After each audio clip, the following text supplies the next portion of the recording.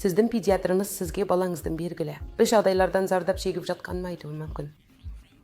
Бұл жағдай кішкентай ғана шап жарыға болуы мүмкін, немесе піспеген аталық без. Гипоспадия болуы мүмкін. Бұл соқыр ішек қабынуы болуы мүмкін.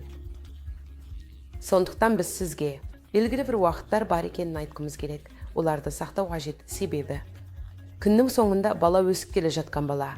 Және әр өсу кезеңінде органның өз идеалды орында немесе күйінде болуы өте маңызды.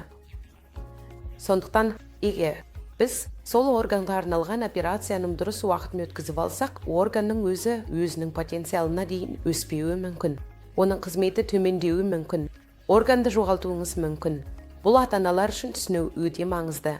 Себебі ата-аналардан ең жиі алатын сұрағым: менің балам тым кішкентай емес пе?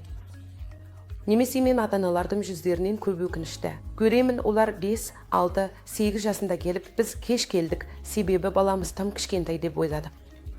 Операция қауіпсіз болмайды деп ойладық дейді.